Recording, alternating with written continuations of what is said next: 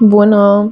Dacă ai dat click pe acest videoclip, înainte de a face orice altceva, aș vrea să îți iei acest moment să te relaxezi, să respiri și să încerci pentru o secundă să-ți eliberezi mintea de toate gândurile pe care le-ai avut astăzi. Eu sunt Alexandra, iar tu urmărești Alexandra Tarot. Dragilor, bine ați venit! După cum puteți observa, la mine ne aflăm deja într-o atmosferă de sărbătoare. Am început decorațiunile pentru Crăciun.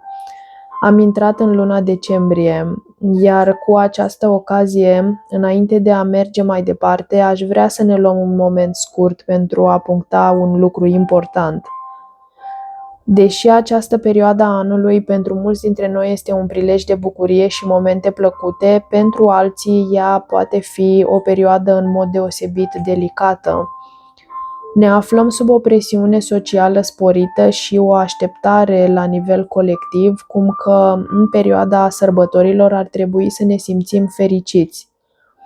Putem percepe în această perioadă orice emoții negative sau stări de tristețe pe care le-am putea experimenta ca un indicator cum că ceva ar fi fundamental în neregulă cu noi sau cu parcursul vieții noastre. Dacă resimți această presiune în această perioadă, aș vrea să folosesc această oportunitate să te reasigur că este în regulă să nu te simți în totalitate fericit de sărbători. Acest lucru nu arată ceva negativ despre tine ca persoană și nici despre punctul în care tu te afli în acest moment în experiența ta. Cred că cu un nivel ridicat de conștientizare și de acceptare, atât față de noi înșine cât și față de ceilalți, putem ajunge să dezvoltăm compasiune și empatie, chiar dacă nu ne este poate familiară sau nu am practicat-o până acum. Iar pentru a susține acest lucru, astăzi la mâna mea se află o brățară pe care am achiziționat-o de la o organizație de caritate, al cărei scop este înlăturarea stigmei față de sănătatea mentală. Am vizitat ieri cu drag această organizație, față de care am făcut și o mică donație. Dragilor, după cum spuneam, ne aflăm într-o atmosferă de sărbătoare. Aș vrea să folosim acest moment împreună ca o ocazie să ne relaxăm. Dacă ați avut niște zile agitate, iar etalarea de astăzi mi-am propus să fie despre voi. Aș vrea ca această etalare să fie despre tine, despre mai exact starea în care tu te afli în acest moment. Vreau să văd energia ta, vreau să văd de asemenea de ce te afli în această stare, ce blocaje există pentru tine acum în a atinge această stare de vindecare și de pace interioară pe care o meriți. Iar la final vom canaliza și un sfat pentru tine din partea îngerilor și a ghizilor tăi spirituali. Etalarea de astăzi va fi realizată cu The Light Seer Tarot. Este un pachet popular, poate că unii dintre voi, dacă sunteți pasionați de tarot, dacă urmăriți tarot și pe alte canale, poate că sunteți familiari deja cu acest pachet. Voi pune cutia deoparte, începem etalarea.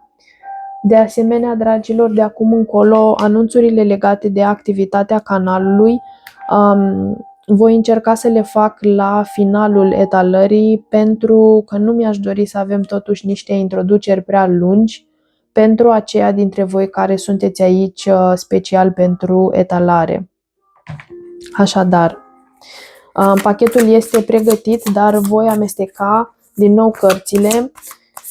După cum am spus inițial, aș vrea să mă conectez la energia voastră și să văd în ce stare vă aflați. V-aș ruga pentru a facilita acest lucru să inspirați adânc și să încercați, așa cum am spus la început, să vă luați un moment să vă relaxați și să vă goliți mintea.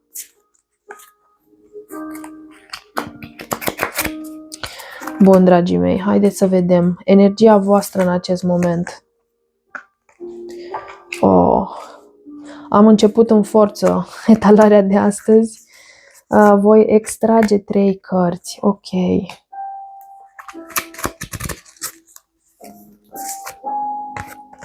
Bun.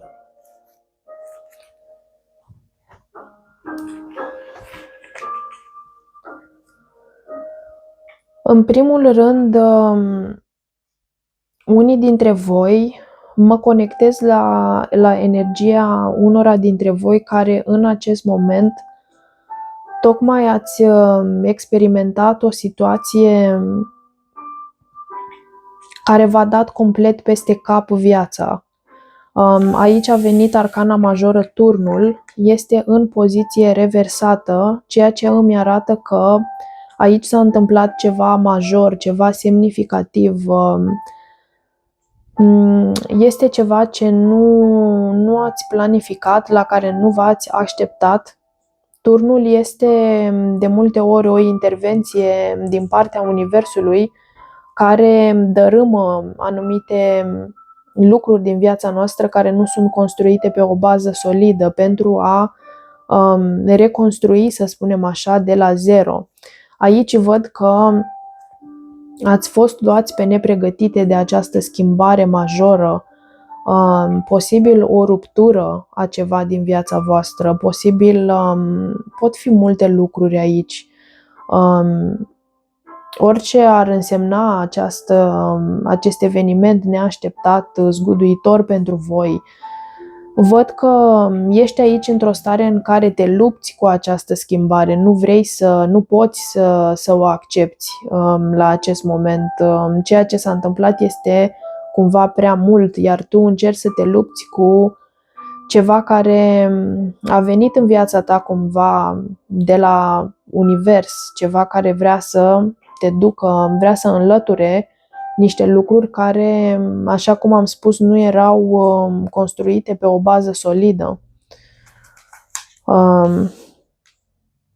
Mai departe a venit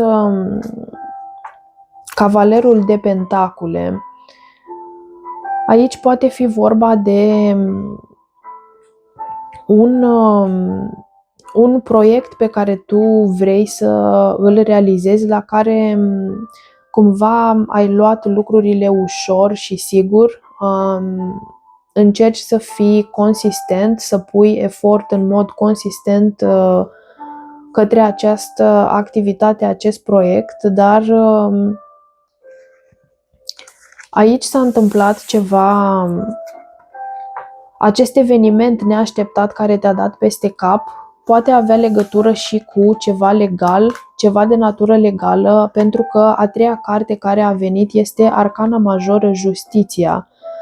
Deși este o carte care ne vorbește și despre karmă și despre consecințele acțiunilor noastre, în acest context în care avem turnul întors, Cavalerul de Pentacule și Justiția invers, cumva pe mine mă face să cred că tu lucrai la ceva aici.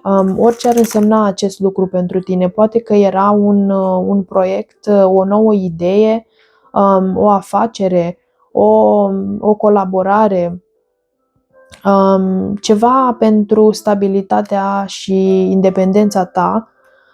Și în acest lucru tu munceai foarte sârguincios, foarte conștiincios, aș spune. Puneai efort într-un mod constant, oarecum luai pași mici, dar siguri spre îndeplinirea scopului tău. Aici s-a întâmplat ceva, totuși, în ciuda acestui lucru, a venit acest turn, această zguduitură, care poate avea legătură cu o situație de natură legală. Ok, este un mesaj foarte specific pe care îl canalizez aici. Avem o situație de natură legală care cumva a venit peste tine și ți-a zguduit acest lucru la care tu munceai. Ok? Aici poate fi, nu știu, poate unii dintre voi aveți un anumit proiect și acest proiect, orice ar fi, dacă este business, dacă este acest proiect cerea sau cere aprobări de natură legală din partea unor autorități. Este vorba de contracte de hârtii, de aprobări, da? Simt să spun aprobări. Această aprobare cumva nu a venit aici cu acest turn întors. Tu ai încercat să oprești, nu ai vrut ai vrut să salvezi oarecum acest proiect, acest lucru la care tu munceai aici, dar din cauza acestor probleme legale sau pot fi autorități care ți-au refuzat aici niște aprobări, din cauza acestui lucru te-ai confruntat cu acest turn, iar construcția, deși tu ai încercat să o ții, să oprești acest lucru, construcția s-a dărâmat. Dragilor, nu știu pentru cine vorbesc, este un mesaj extrem de specific, este o situație pe care o văd aici. Haideți să vedem mai departe. Eu am vrut să văd starea în care tu te afli la nivel interior, dar aceste cărți ne arată mai mult contextul, situația. Cum ești tu în acest moment datorită acestor evenimente? Haideți să vedem. Cum ești tu în acest moment? Hierofantul a venit și la prima noastră etalare, prima etalare pe care am făcut-o pe acest canal. Haideți să vedem. Și magicianul. Încă o carte. Și asul de cupe, wow.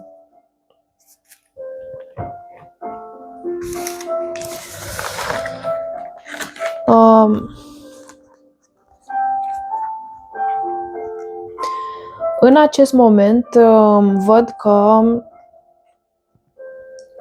în ciuda a ceea ce s-a întâmplat sau a situației șocante, neașteptate pe care ai experimentat-o aici, la acest moment, sau poate că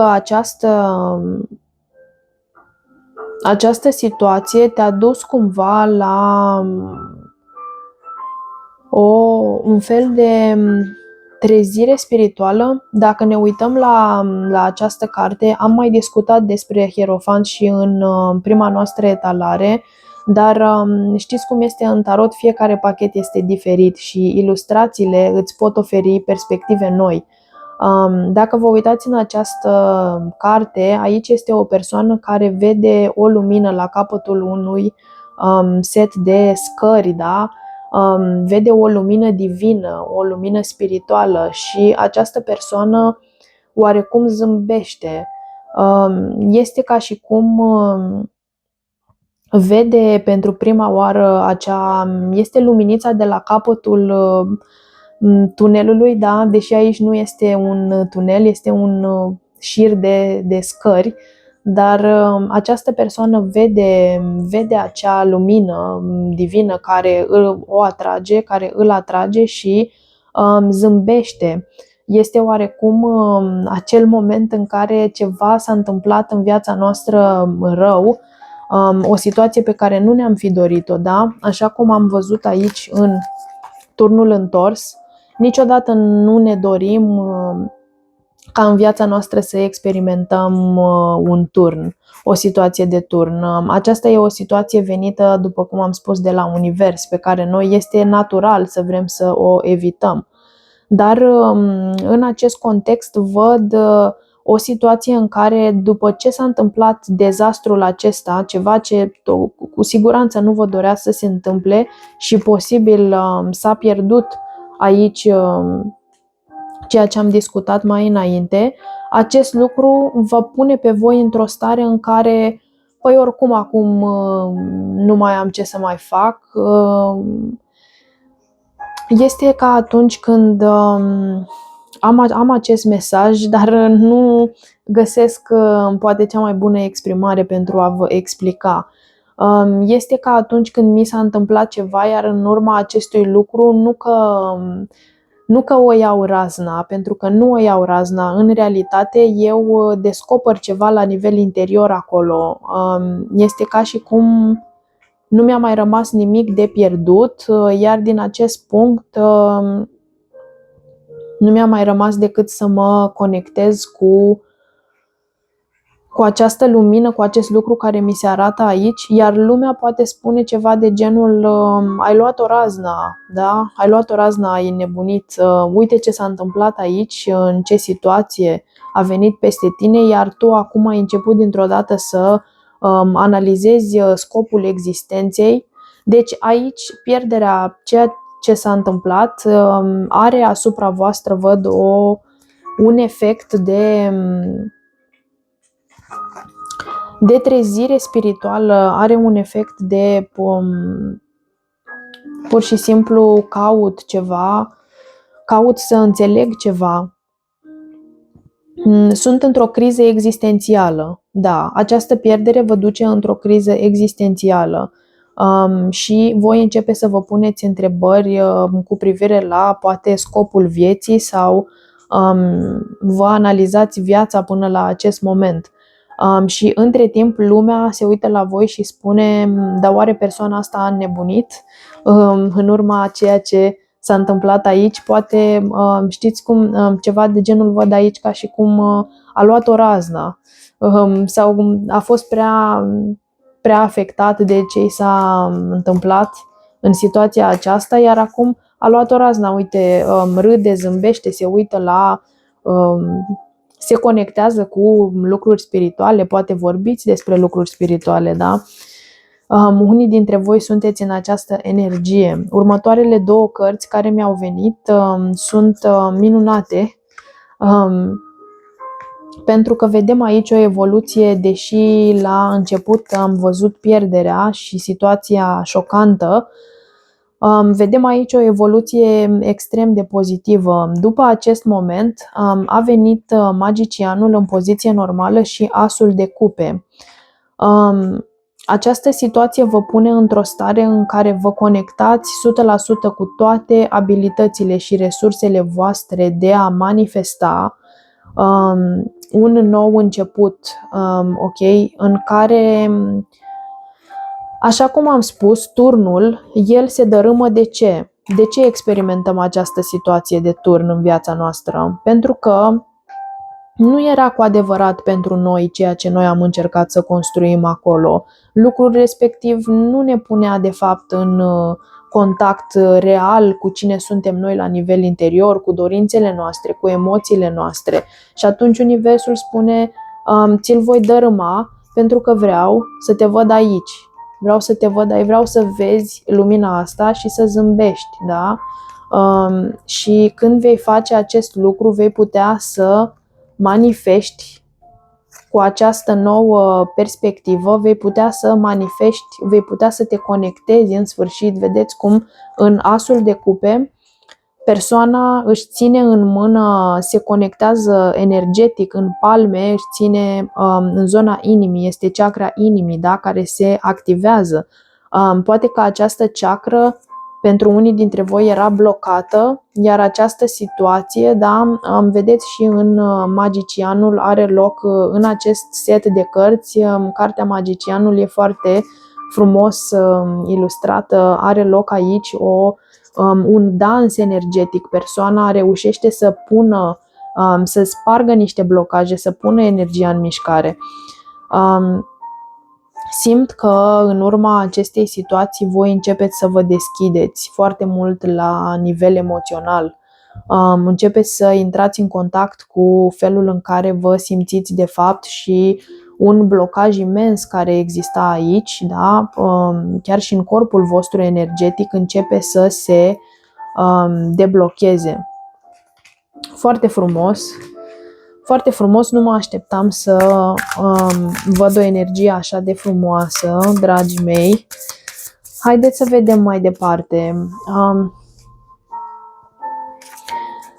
Simt să întreb ce aveți nevoie să înțelegeți din această situație, să clarificăm mai departe acest turn. Șasele de cupe,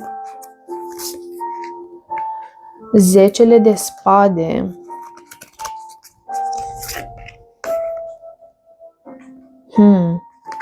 și faetonul în poziție reversată.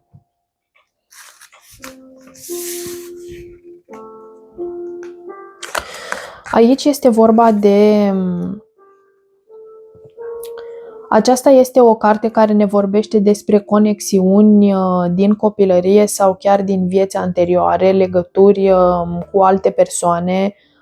Pot fi și legături de tip suflet-pereche în această carte, dar în contextul în care am întrebat, în contextul citirii noastre, simt aici că pentru mulți dintre voi este vorba de copilul interior, este vorba de reconectarea cu copilul interior și despre vindecarea unor traume, a unor trădări, unor răni foarte puternice. Avem 10 de spade aici, în poziție normală.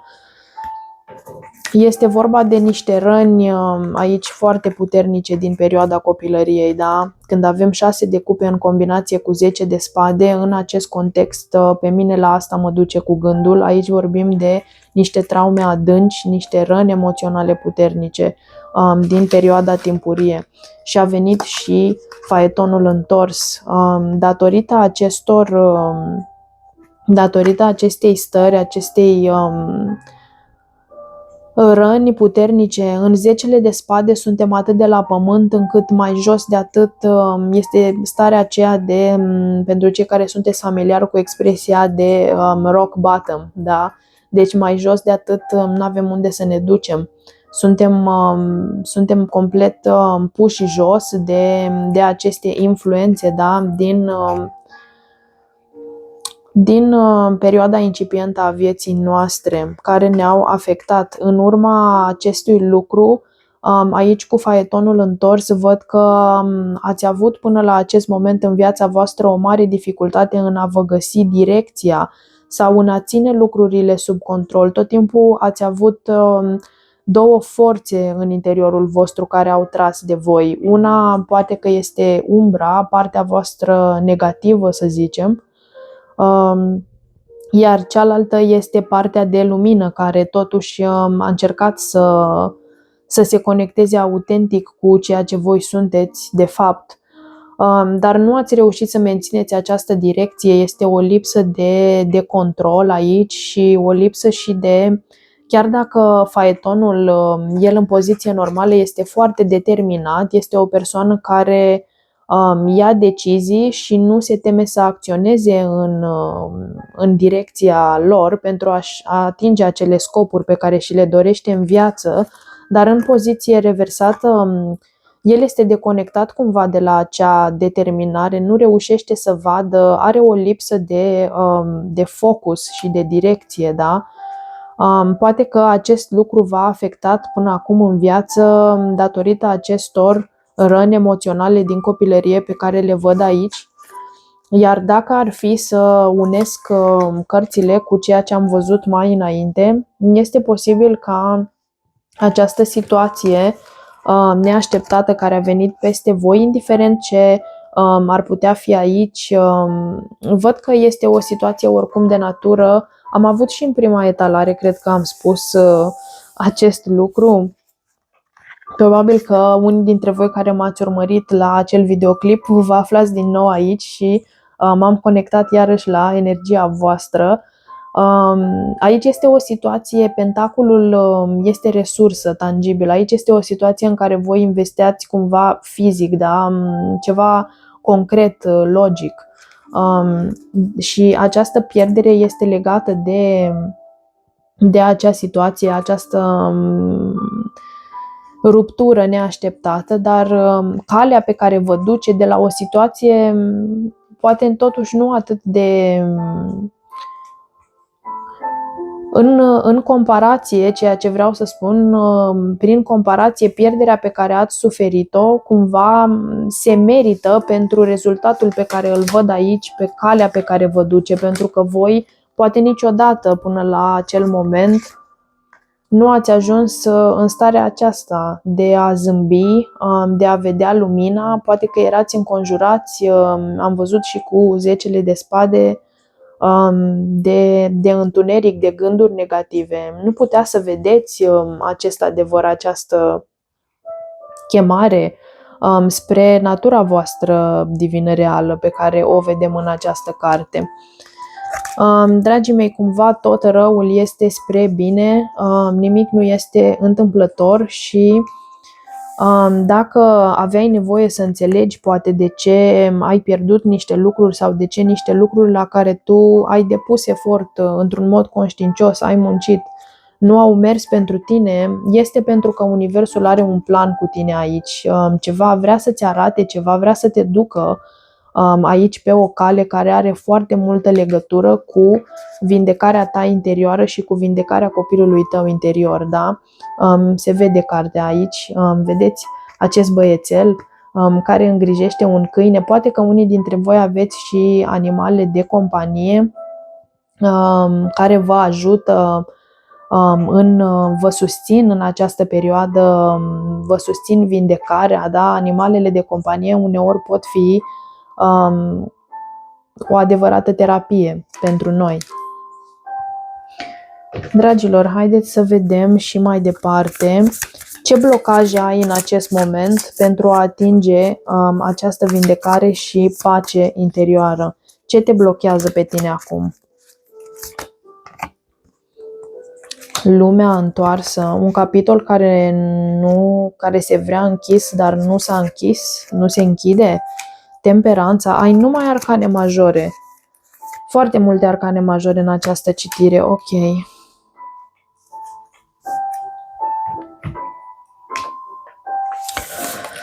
Bun, dragii mei, 3 cărți. 3 cărți și le-am citit așa pe toate în ansamblu decât una câte una. Mesajul pe care îl văd aici este destul de clar. Tu lucrezi aici cu 9 de pentacule spre o independență financiară. Vrei să ajungi, 9 de pentacule este precursorul 10-lui de pentacule, care este maximul de abundență la care noi putem ajunge.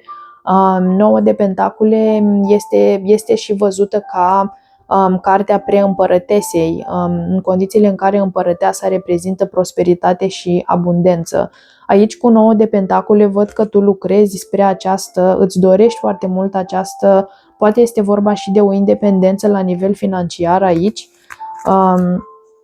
dar arcanele majore, cele două care au venit, avem temperanța și lumea în poziție reversată. Cumva poate fi vorba aici de un capitol din viața ta care se vrea a fi la acest moment completat. Acest capitol, această parte din viața ta a ajuns la acest cerc este complet, adică capitolul cumva s-a încheiat, se dorește de la tine să termini, să închei acel capitol și să mergi la stadiul următor. Dar aici ceea ce blochează, dacă lumea în poziție întoarsă este clarificată de 9 de pentacule, văd cumva că închiderea acestui capitol este blocată pentru tine de această dorință, are foarte mult legătură cu finanțele pentru mulți dintre voi. Această dorință de a-ți menține independența financiară, oarecum o teamă de a nu-ți pierde această independență financiară, blochează încheierea acestui capitol care pentru tine a ajuns în mod normal la final. Tu ai trăit aici deja toate experiențele pe care era presupus pentru tine să le trăiești în acea situație, ai experimentat, ai primit lecțiile de acolo, iar acum este timpul pentru a începe un nou capitol și a merge mai departe, dar acest lucru este, pentru că cartea este în poziție reversată, este blocat de această dorință, de această teamă de a nu pierde aici o independență, văd, de natură practică, da, financiară. Iar peste ele a venit temperanța. Temperanța este o arcană majoră care ne avertizează că este nevoie în toate lucrurile din viața noastră să găsim un echilibru, da? Chiar dacă tu, după cum am văzut și la început în Cavalerul de Pentacule, poate ești o persoană muncitoare, poate ești o persoană care depune mult efort susținut în a-și atinge scopurile, în ceea ce tu vrei să realizezi, această independență, această stare de confort, de siguranță din punct de vedere material, dar aici vedem că acest lucru poate să ducă la dezechilibrul din lumea reversată și cu temperanța ești sfătuit aici să încerci să-ți echilibrezi această dorință de independență, poate de natură practică, financiară, să încerci să o temperezi, să o echilibrezi, să nu faci niciun exces, pentru că dacă aici muncești prea mult sau ții de niște lucruri în viața ta care s-au terminat, este momentul pentru acele lucruri să se încheie, capitolul s-a terminat, dar tu ții în continuare de acele lucruri, nu vrei să dai drumul acolo pentru că pentru a-ți păstra cumva acest succes, da?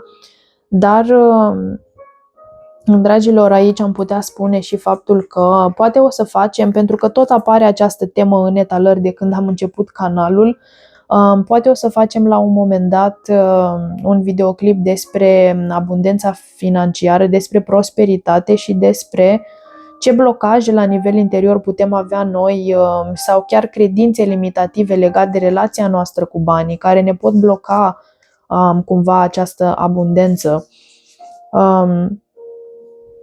Da, haideți să vedem mai departe.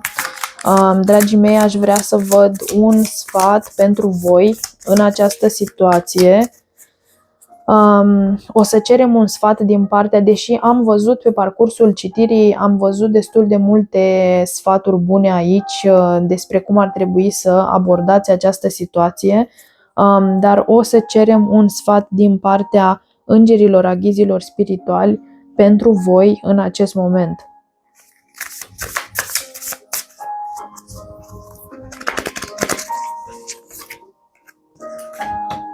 Ok, 4 de cupe, doiul de bâte invers și roata norocului, ok. Este un mesaj interesant pe care îl văd aici. Dragilor, norocul vostru este pe cale să se schimbe. Destinul dorește să vă ducă într-o nouă direcție, într-o direcție vindecată, diferită față de ceea ce ați avut până acum, conectată cu chakra inimii deschisă, conectată cu emoțiile voastre, conectată cu adevărul vostru interior. Această roată se învârte pentru voi, pentru a vă duce, vreți, nu vreți, ea vă duce în acea direcție, pentru că avem foarte multe arcane majore pe masă, iar asta ne arată aici clar că Universul are un plan, un proiect cu voi, da? Deci Universul s-a decis în povestea pe care o am aici pe masă, Universul pare că și-a pus în cap specific, gata, cu această persoană o duc pe calea pe care vreau eu, vreau să-i arăt niște lucruri, vreau să-i schimb direcția. Și acest lucru este confirmat aici și de această arcană majoră, roata norocului. Văd aici că am cerut pentru voi un sfat din partea îngerilor. Ce se întâmplă în acest moment este că sunteți într-o stare de... Aici voi aveți două sau mai multe opțiuni. Cel puțin două opțiuni la care vă gândiți. O situație este o situație cu care voi sunteți familiari, în care poate v-ați petrecut o bună bucată de timp. Am văzut și aici cu acest capitol care trebuie să se închidă, dar încă voi îl mențineți, da? Pentru acea independență la nivel practic. Mențineți acest capitol care s-a terminat, dar încă mai rulează, da? A venit și aici roata norocului care arată o schimbare de direcție. Ce vedem în această carte, în doiul de bâte întors? Vedeți, aici este o persoană care ea stă oarecum în camera sa, da? În locul unde este obișnuită să stea, unde a stat tot timpul până acum. Ea stă, dar pe geam, pe fereastră, privește spre o altă direcție. Această persoană este pe gânduri.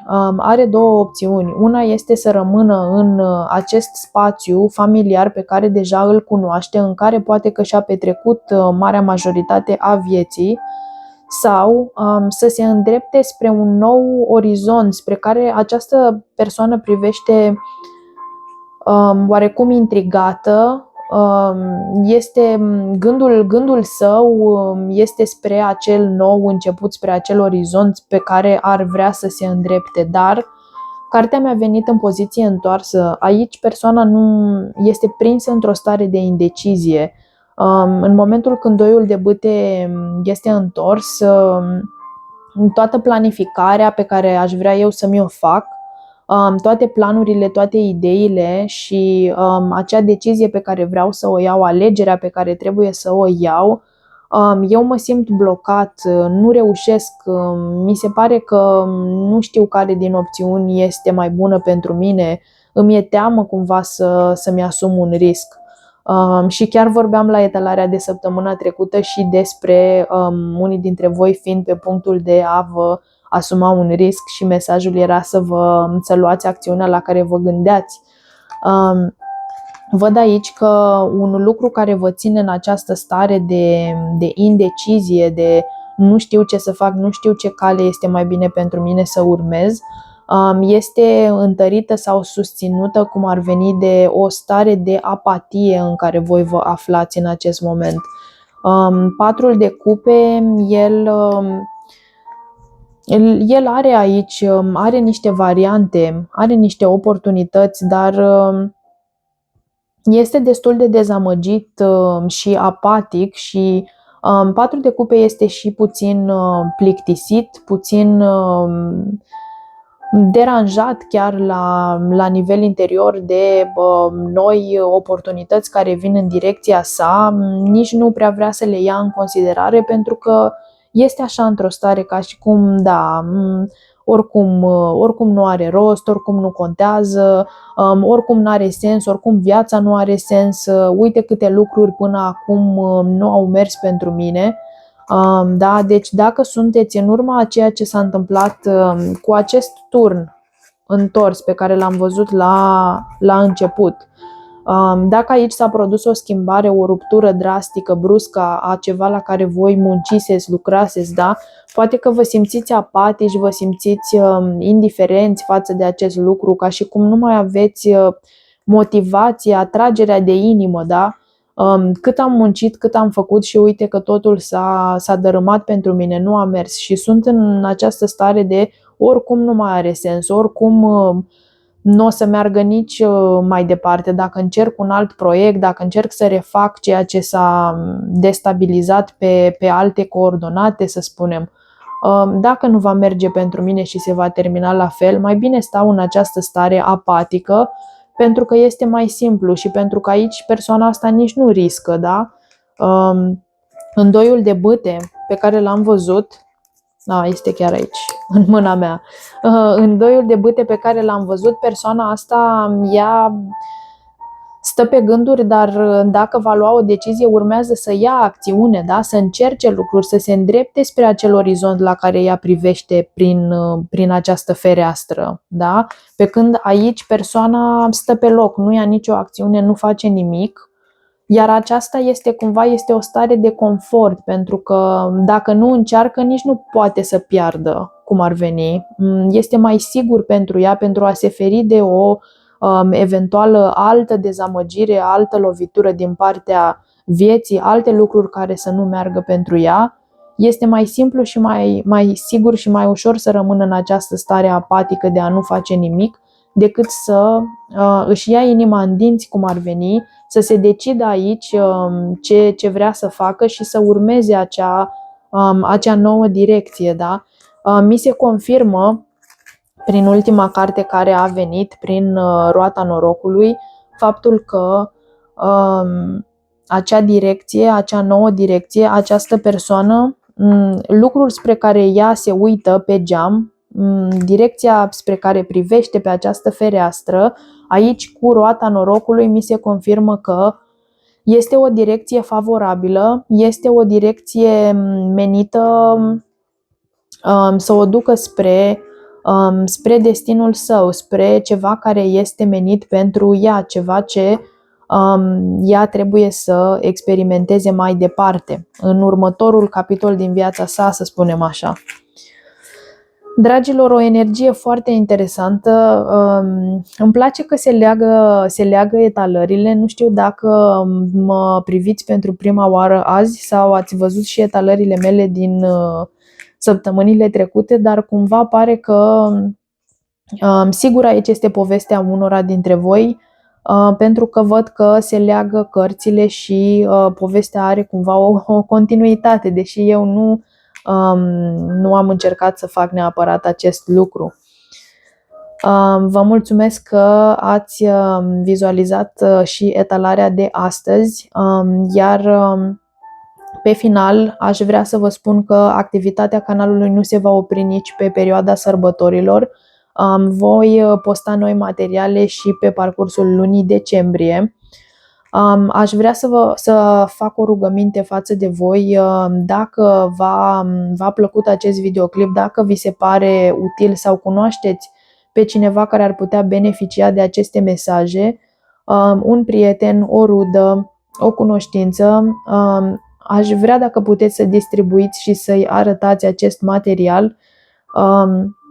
În perioada incipientă, când am început canalul inițial, comunitatea a început să se strângă ușor, numărul de abonați a crescut, iar apoi eu am spus că ar fi potrivit, ca să facem lucrurile să meargă și mai bine, să facem o mică promovare a canalului cu cei de la YouTube. Dar nemai lucrând cu YouTube până acum, am aflat ulterior că în anumite situații acest lucru poate fi dăunător pentru un canal aflat la început, pentru că aduce o anumită confuzie în algoritm. Așa că nu mai avem nicio promovare. În momentul de față mi-am propus să nu mai facem niciun fel de promovare, niciun fel de reclamă la canal, și să încerc aș vrea să atrag într-adevăr doar acea audiență care va rezona cu aceste mesaje și care va urmări activitatea noastră aici. Așa că dacă doriți să mă susțineți și să susțineți acest canal, aș aprecia dacă ați putea să distribuiți, să apăsați butonul de subscribe și să vă activați clopoțelul pentru a fi la curent cu fiecare nouă etalare pe care eu o postez. Vă doresc să aveți zile binecuvântate, momente plăcute dacă doriți să începeți decorațiunile pentru sărbători, la fel ca mine. Iar noi ne vedem curând cu mai multe mesaje și cu o nouă etalare. Dragilor, până data viitoare, vă doresc lumină. O zi frumoasă!